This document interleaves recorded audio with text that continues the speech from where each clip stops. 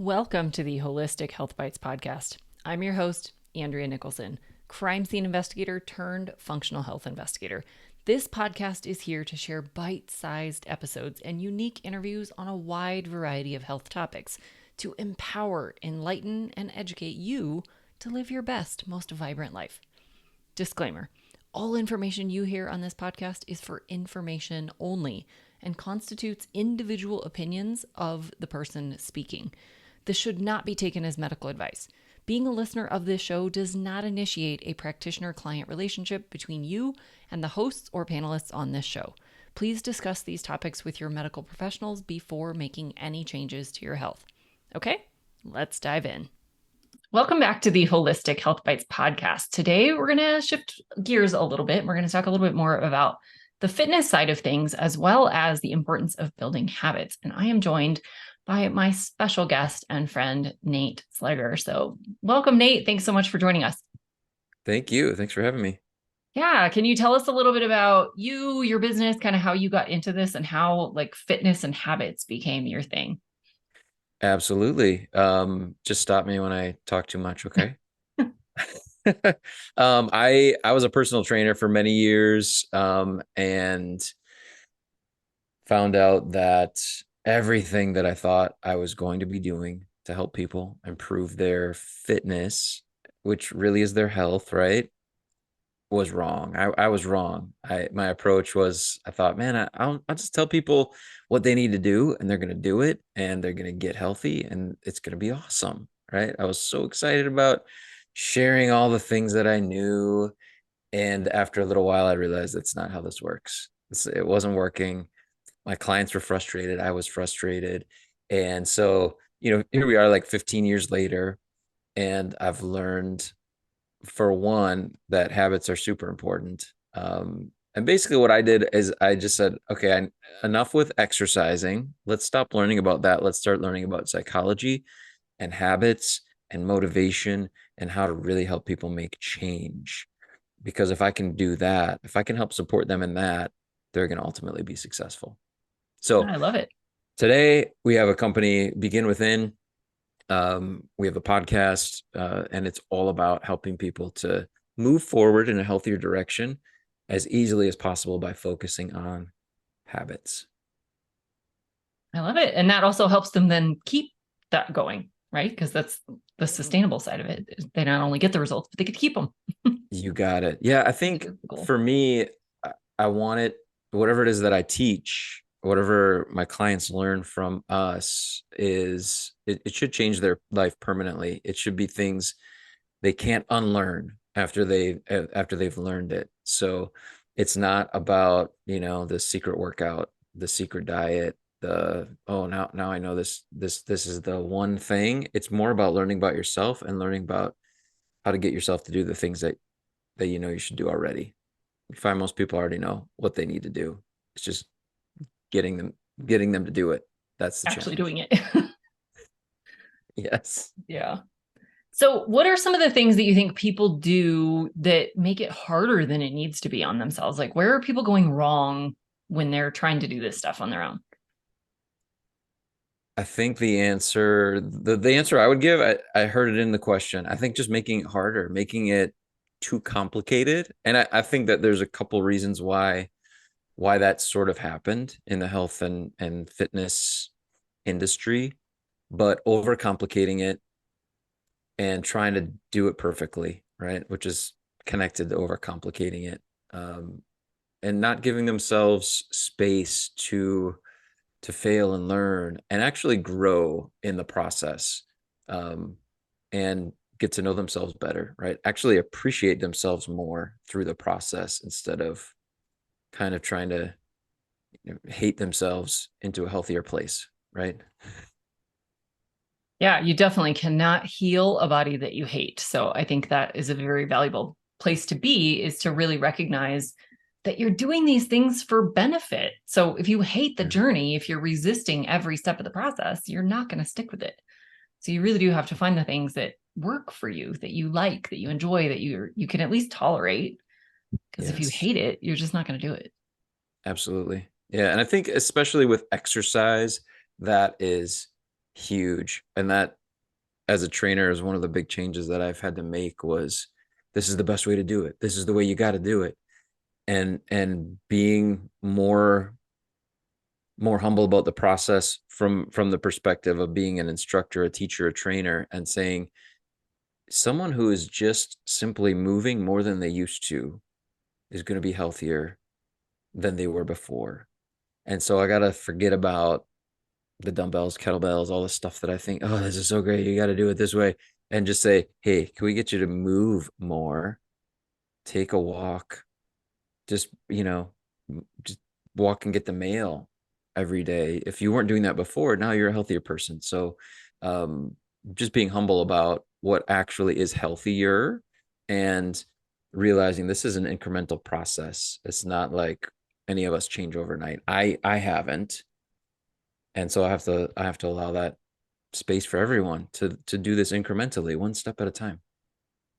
Yeah. And then to also be patient with the results, because, you go for a walk one day, you're not miraculously going to have this perfect ideal health because you did it once. Like that's the beauty and the benefit of building habits is Mm-hmm. this is who you're becoming. It's really not even about the end point, but it's about the person that you're becoming when you get there and the identity that you now have when, you've added all these habits and routines to your life. So it really is about the psychology of it and about stepping into that new person. I think that's a great way to approach it.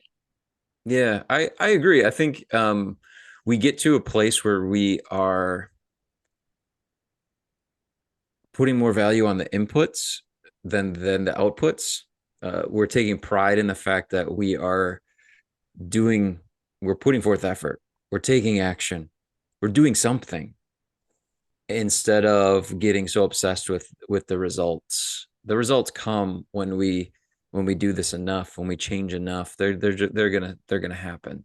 But realizing that the inputs, if I become a person that continues to make healthy choices, then that's the battle. Becoming that person that makes the healthier choices, and not necessarily what the scale says. Like that again, I know for a lot of people, that's the thing though. That's don't tell me not to worry about that, because that's what I'm worried about.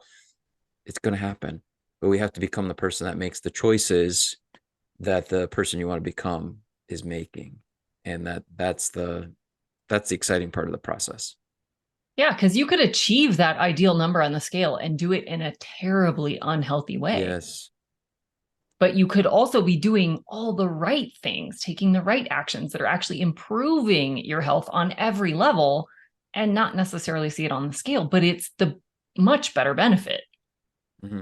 than doing whatever to get to the result at any cost. Like the process really does matter because there's a lot of stuff going on inside your body that doesn't necessarily translate to what the number on the scale is directly. Eventually, you'll get there, of Right. course. Like you said, it takes time. But if you're doing it in all the wrong way just to hit that metric, first of all, you're not going to like it when you get there. You're going to be miserable across the entire way, and you're not going to be able to keep it. Something else will come up, some other disease or condition, or something will happen that will make you backslide faster than anything else, and you'll end up worse. So you're much better off if you can shift that mindset and make it all about becoming a healthy person instead of some arbitrary number on the scale, for sure. But I'm with you. I hear that from a lot of people that are like, but that is the thing I care about. And it's like, that's what we need to fix then, because that is not the healthiest thing to focus on. And there's a lot of reasons for that. Yeah, yeah, I agree. I think the idea of I don't want to stay who I am and just change my body. I want to change who I am, and everything else is going to change with it. So, what have been some of your, I don't know, favorite resources or mentors, or, how did you get inspired to focus on habits? And, was there a driving force behind that?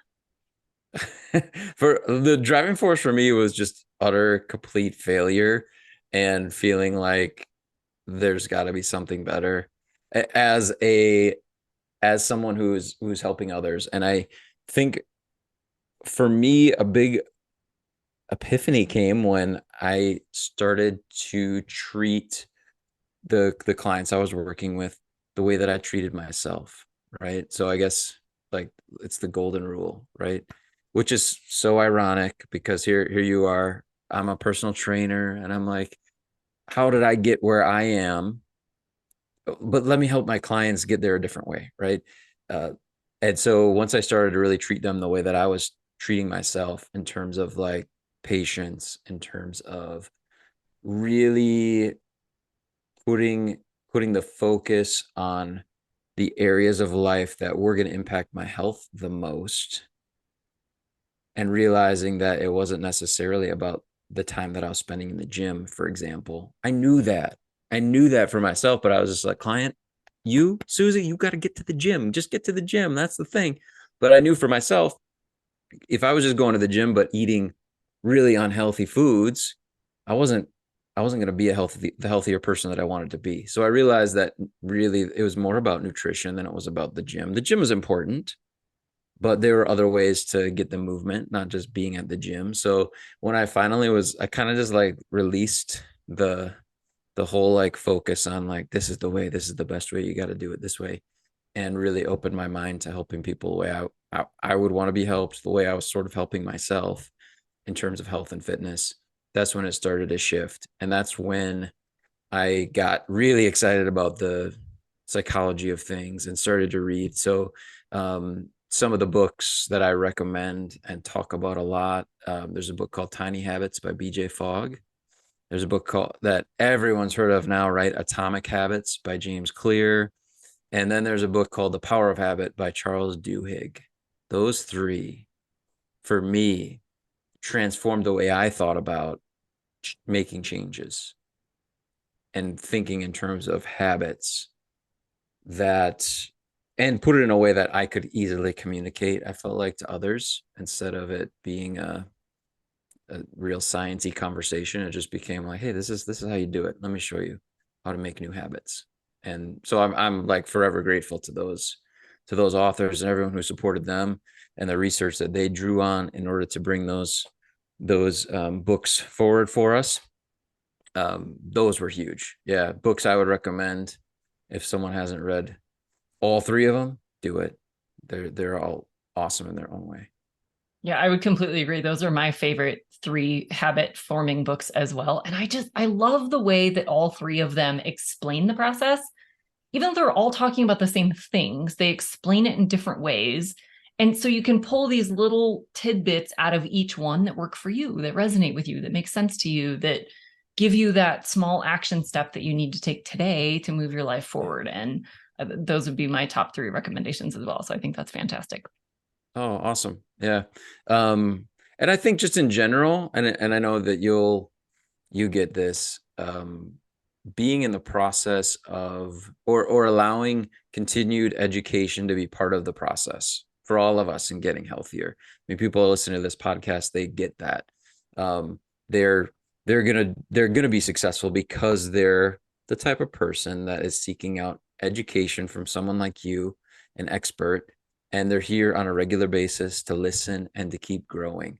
When someone is doing that consistently, I'm so confident that they're going to figure it out, because continuing to get education from others, maybe someone who's even just a little farther ahead than you are right now, is huge in feeling motivated and getting what you need to continue to grow, in having the exposure to new ideas that help you kind of to see the blind spots that you wouldn't find by yourself. Yeah. And I love the quote. I always forget who said it, but you become most like the five people you spend the most time with. And so if you want something in your life, find a way to spend more time with people who have that or who are on that same journey and are maybe a step ahead of you. Because just by being in their vicinity, it will get you there faster as well. So if you're trying to lose weight or plan for a 5K or whatever, hang out with people that are already doing that. And Mm-hmm. by the very nature of associating with those people, you'll do more of the things that are helping them do the thing. And it's just amazing. So I think, yeah, having that support and being surrounded by people who get it, who aren't sabotaging you, don't hang out with people that hit every happy hour and, all the drive-throughs and want to eat out for every session or every, lunch break or every party or every celebration. find people who would rather meet at the park and go for a walk or go for a hike or do, something active or something that's in line with your goals. Yeah. Yeah. And we live at a time now where you can spend time with people on social media, I mean, podcasts, reading books. Like we can connect with just about anybody that we want, which is it could be super dangerous, right? We Yeah. know that, and it can have a very negative effect on us if we're not careful. I like what you said though of just like being more conscious about the people that we allow into our inner circle and realizing that whether we're scrolling on social media or we're listening to a podcast or reading something, like those are people, we're allowing them in, so they're gonna influence us, they're gonna have an effect on us. And so it could be dangerous, but at the same time it's exciting because whoever you want to learn from, they're out there putting stuff out for you to just gobble it up and now make it part of you and part of your journey.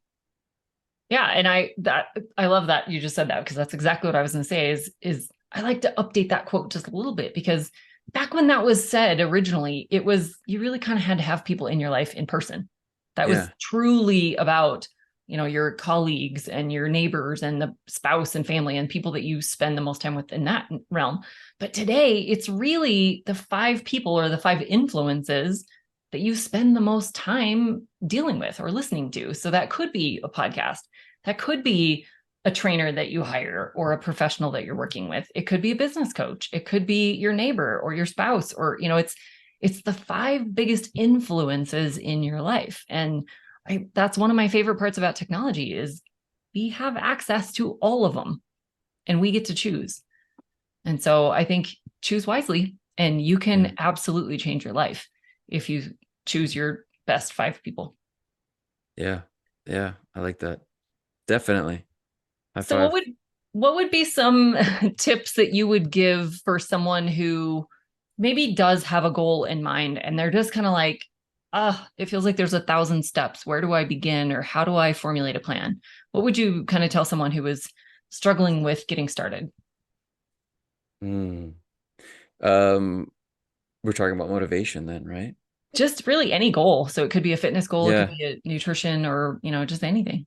Yeah. My first bit of advice, and I think this happens to all of us. We get, we want something, but and maybe we see the path to it, but it just seems overwhelming. We're not sure what to do first. My first bit of advice is always make it so easy.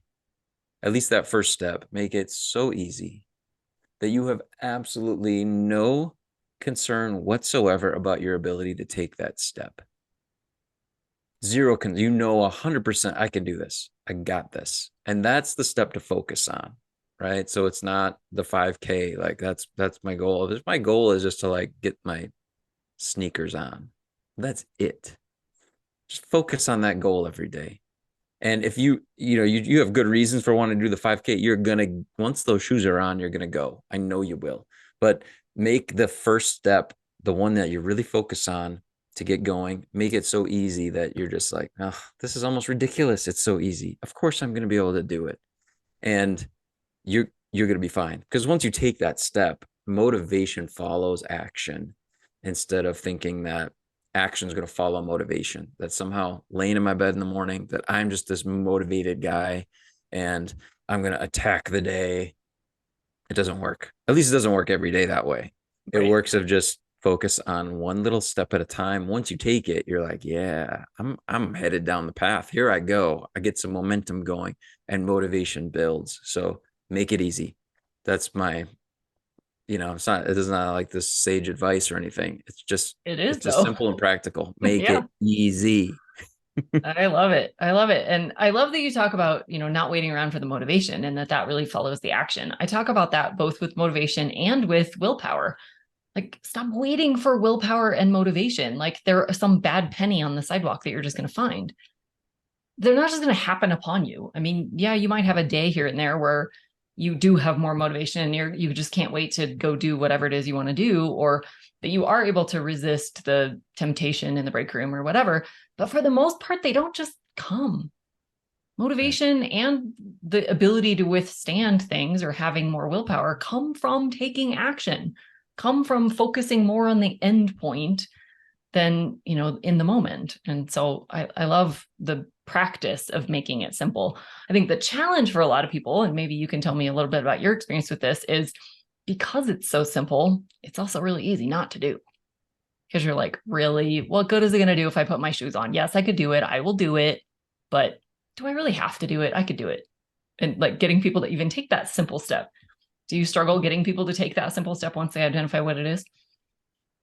I haven't. I guess in answer to the question, I think that and you touched on this too, is connecting that step with the bigger focus, the bigger picture, the bigger why, and the fact that and we talk a lot with our personal training clients, our nutrition coaching clients, the idea of becoming a healthier person. Like that's our focus. Whatever goal someone brought, whatever result they want, weight loss, getting stronger, whatever it is, it's about getting healthier. It's about becoming a healthier person. So connecting whatever that real easy step is with the fact that when you take it, you are now a healthier person than you were before you had taken it. And realizing that it's the first step in a process. There's more steps down this path, but we've got to take that first step. So um connecting it to the fact that you're a new person when you put on those shoes, when you touch the treadmill, when you put your feet on the floor, 30 minutes earlier than you did yesterday, you are new. You are a new, healthier person. And I want to celebrate that. Anyone who's doing that, I will celebrate them all day long for just taking the one simple step. So, and I think maybe that's another little piece is celebrate when you do take it. And if it feels ridiculous, it's okay. Ridiculous feels fun. Oh, this is so silly, but I'm going to sell it. You know what? I put my shoes on. Text me about it, and I will tell you you are amazing for doing that.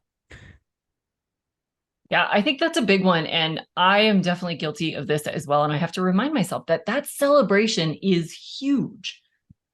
I mean, it may seem like the dumbest thing. I mean, even if it's bigger than you just put your shoes on, even if you did Yeah. something that was actually a significant step, we somehow downplay all of the good things that we do. And we really, really need to celebrate every bit of those things.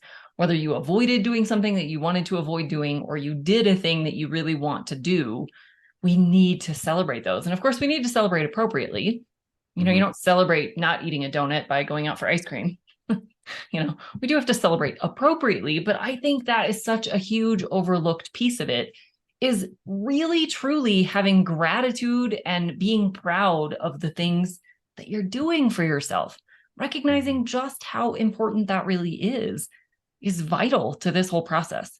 So I think I'm with you. We need to cheer for each other for even those little things, like you put your shoes on today. Even if you didn't actually go for the walk or the run, if you just took the step and put your shoes on and that was your goal, we need to celebrate that. Yeah. Yeah, and I think one thing that I've learned too from the research that others have done that they've shared is the idea of celebration and rewards, especially with fitness, have over the years gotten a little bit off track because the old way of thinking about it was after I work out all week, I'll celebrate my success with a reward, whatever it is. And what we know now is that that doesn't really work. It has to be right away. And I use the example of like training a dog. I have a dog, and I know that if I want him to learn something new, he needs a treat immediately after he does the thing I want him to do. Otherwise he's not gonna get it. He has to connect that action with the treat. And this is our brains work similarly when we're trying to develop habits, right? The treat or the celebration has to come as quickly as possible after we do the thing. And if we wait, we miss the opportunity to kind of wire that in as a very positive experience. Putting on my shoes or eating the broccoli or whatever it is, putting the pan on the stove, this small step of preparing my meal, whatever step like the celebration has to come as quickly as possible of in order for it to get wired in. So there's no like at the end of the week I'll do this thing when I stick to it. Like we need to do it in the moment as quickly as possible in order for it to really benefit us. I think that's a really critical component there. So, what would you recommend for someone? Like, what is a celebration or what is a reward that you could kind of do at any moment? What would you do for that?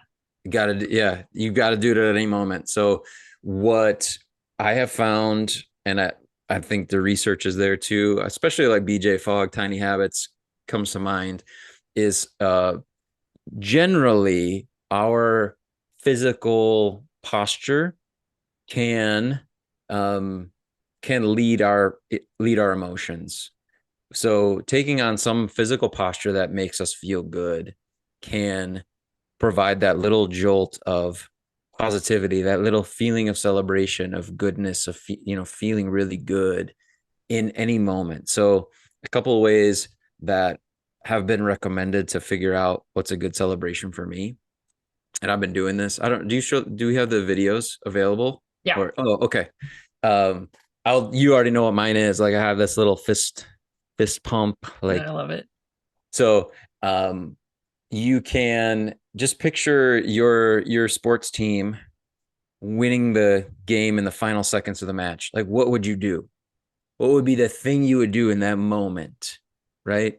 What posture would you take on? What would happen with your hands, your face, your body?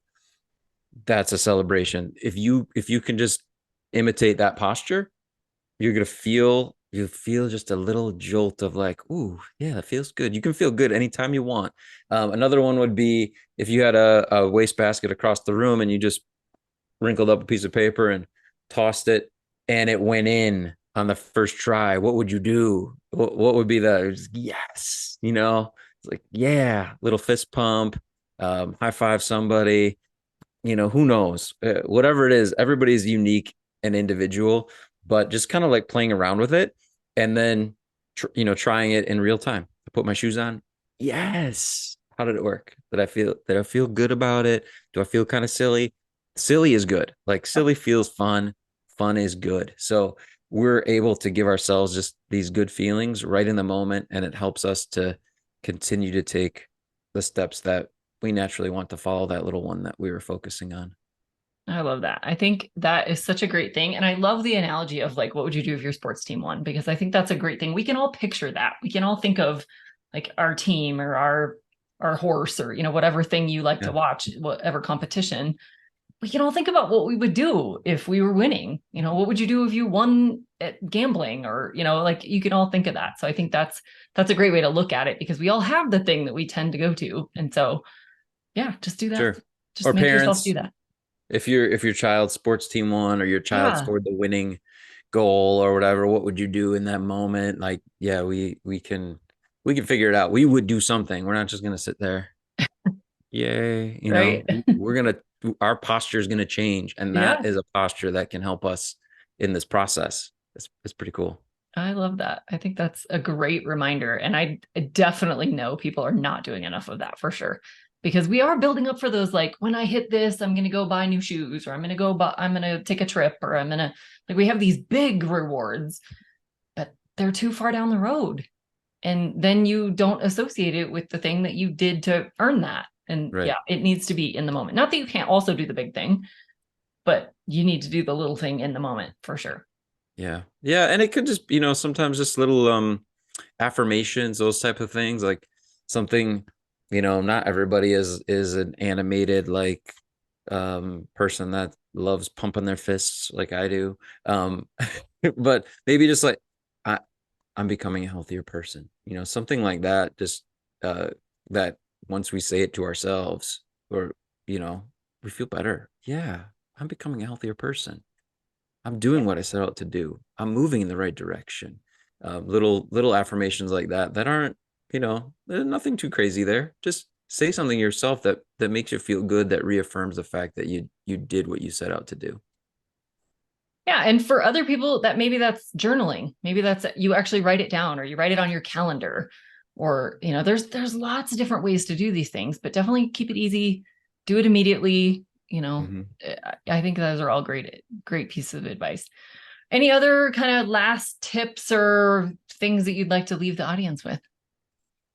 Yes, I would say, and you'll relate to this as well, Andrea, is the part of the value of a coach is someone helping you is that they provide some of that celebration. They're providing the guidance and help in designing the steps that are going to get you where you want to go, but they'll also and sometimes we underestimate the value of that is that individual is going to help you celebrate every step of the way if they're doing it really well, and that is that is priceless to have somebody in your life that basically exists to celebrate you doing the thing that you have been having trouble getting yourself to do.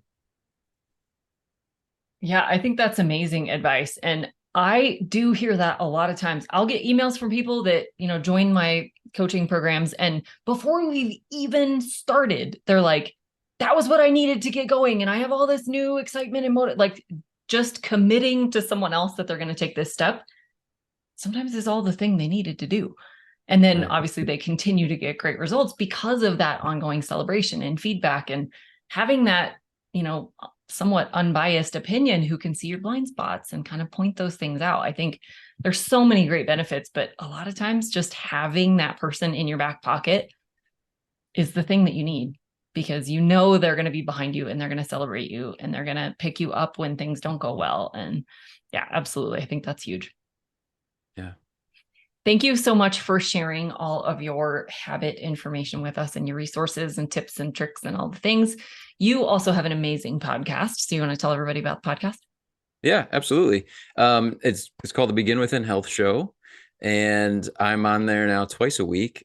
Once a week is just a quick kind of fitness hack, something that typically I find myself repeating to my clients over and over again. So then I share that. Those are on Tuesdays, usually 5 to 10 minutes, and then Thursdays I interview an expert. And our goal always is to get as much as we can from that expert, but then distill it down into a very usable step or two that we can take, that we can all take and apply it to our own health journey. I love it. That's such a great model to give the actionable steps in both the short episodes and the longer ones. I love it. Awesome. Any resources or anything else you'd like to share with the audience before we close out? I yeah, they are welcome to check out my ebook. They go to beginwithin.fit/ebook, and that will redirect them back to the podcast and some of the episodes that touch on 5 different areas wherein we build these habits. So 5 different areas of life that will help to support a health journey like the ones we've been talking about. Oh, I love it. And of course, we will link all of that up in the description. So you'll have easily clickable links and all the things to go find all of that amazingness from Nate. So thank you so much for sharing all your information with us today. I always appreciate having these conversations with you, and I'm sure we'll do it again. Awesome. Thanks for having me. Absolutely. Thanks for being a faithful listener to the podcast. I'd love it if you left me a 5-star review on this podcast so that others can more easily find this valuable information. Did you know I also work one-on-one with clients? I approach solving health challenges like I approached solving crimes, by conducting a thorough investigation into your case. Sadly, hundreds of millions of people in the US have insulin resistance, prediabetes, and diabetes, and the vast majority have no idea. I'm here to fix that. If you struggle with low energy, stubborn weight, hypertension, sleep disturbances, or any other undesired symptoms, let's talk. All you have to do is schedule a free call. The link will be in the show notes. And no, you do not need to live near me.